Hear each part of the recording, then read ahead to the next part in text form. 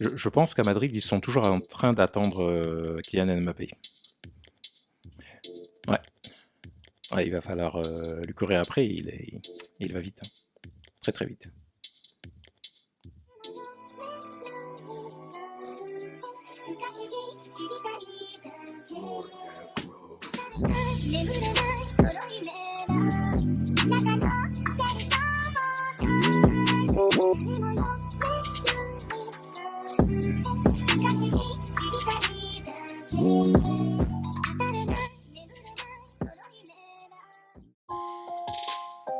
Bonjour à tous, bienvenue sur Barça Today. Aujourd'hui, je voulais faire une vidéo pour commenter le sujet fausse arrivée de Kylian Mbappé à Madrid ou faux départ de Kylian Mbappé du PSG. Donc, pas une vidéo très longue, mais juste pour donner un petit peu mon ressenti, pas mon opinion, parce que j'ai pas vraiment d'opinion, puisqu'il ne s'agit pas du Barça. Donc, je ne vais pas donner une opinion sur son choix. Est-ce qu'il a bien fait ou pas bien fait? Je ne sais pas. J'ai envie de dire qu'il fait ce qu'il veut. En revanche, pour le Barça, qu'est-ce que ça veut dire? Ça veut dire tout simplement que on n'aura pas potentiellement, enfin on n'aura pas, c'est même clair, puisque c'est le transfert aurait été avorté ou il y aurait eu tromperie sur la marchandise, c'est-à-dire que Kylian Mbappé et son équipe auraient vendu au Real Madrid qu'il viendrait à coup sûr et il n'aurait pas tenu sa parole. Donc ça, je laisse aux supporters de Madrid et aux supporters du Paris Saint-Germain la liberté totale d'en discuter, de débattre pendant encore, je pense, quelques temps.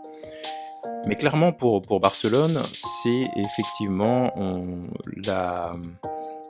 le constat que l'on n'aura pas un des joueurs les plus dangereux, percutants, déséquilibrants,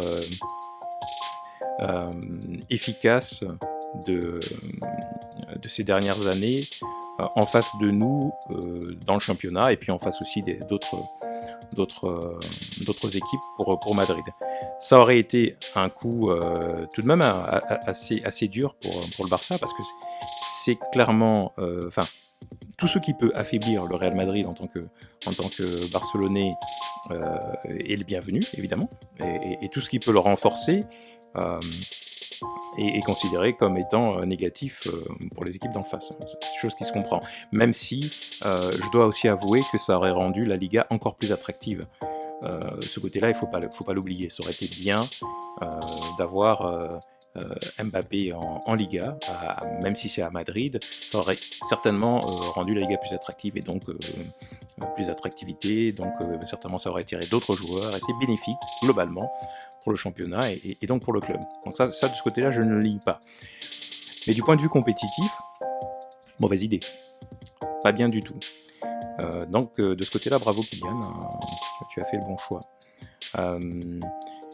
Est-ce que ça aurait été sportivement bénéfique pour Madrid au point de réellement être un game changer, comme on dit en anglais? Est-ce que ça aurait permis réellement à Madrid de passer d'un jeu moyen, et ça je pense que les Madrilènes ne m'en voudront pas, même si Madrid est champion cette année, qui sont en finale de Ligue des Champions, on peut clairement dire que le jeu du Real Madrid depuis maintenant quelques saisons est vraiment extrêmement moyen. Il gagne réellement par, j'ai presque envie de dire par inertie, quoi, parce qu'ils ont cette mentalité-là, parce qu'ils ont bien évidemment d'excellents joueurs, mais ils ont quand même une structure assez vieillissante en termes de cadre, mais ils savent gagner, ça c'est quelque chose qu'ils savent faire, il faut bien le dire, hein, notamment les tournois de coupe, c'est quelque chose qui leur convient bien.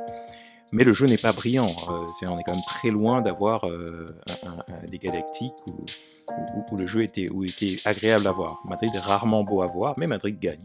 Voilà. Mais est-ce que l'arrivée d'Mbappé aurait changé ça? Je suis pas sûr. Est-ce qu'ils auraient marqué plus de buts? Est-ce qu'ils auraient été plus tueurs? Oui. Est-ce que ça aurait été un rouleau compresseur comme un City ou comme un Liverpool ou même comme un PSG dans le championnat français? Je crois pas. Ça n'aurait pas changé grand-chose. Regardez, ils ont eu Hazard, même si Hazard n'a pas beaucoup joué, même s'il était blessé, etc. Le jeu n'a pas été plus brillant. Je pense qu'il y a certainement une refondation à faire côté Madrid plus importante que cela. Mais cela dit, quand même, quand on a un joueur qui vous met près d'une trentaine de buts, d'ailleurs j'ai regardé ses stats, cette saison c'est 35 matchs et 28 buts. 28 buts, 17 passes décisives, ce qui est quand même un très très bon niveau européen. Ça m'étonne quand même parce que c'est probablement sa meilleure saison. Il est vraiment complètement mature. Il prend ses responsabilités. Il a d'excellents passeurs. Je serais curieux, je regarderai combien de passes il a reçu de Messi, mais je crois beaucoup. Qui est un des meilleurs passeurs de ce sport. Toutefois, il reste quand même en dessous des 30 buts. Chose que d'autres joueurs ont allègrement dépassé régulièrement depuis maintenant plusieurs années.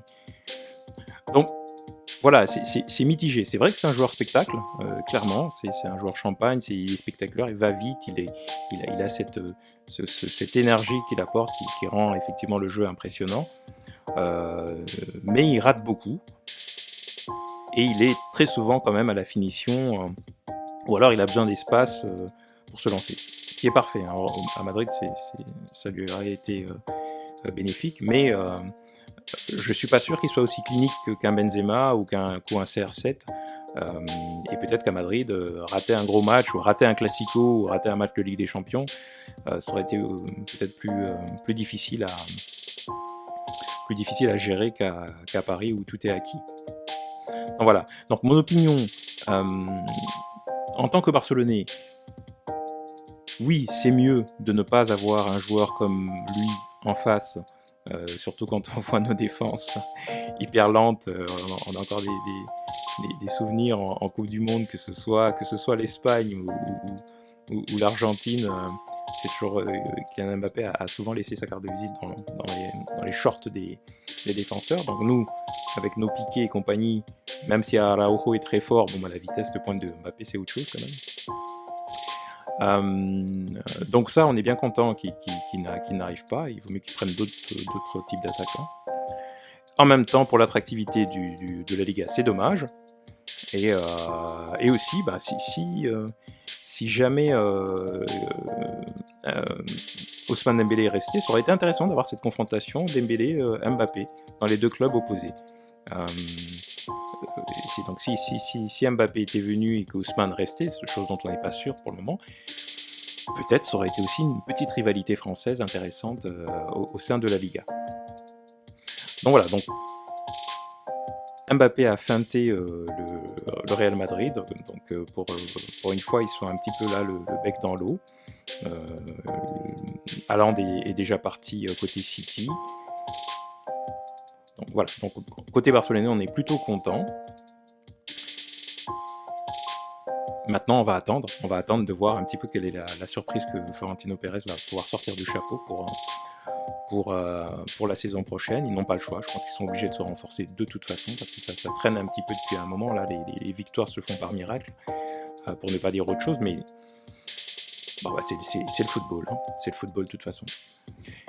Voilà, donc merci beaucoup, donnez-moi votre avis également, hein, partageons dans les commentaires, likez la vidéo, faites circuler, abonnez-vous pour ceux qui ne le sont pas déjà, et on se retrouve très bientôt sur Barça Today.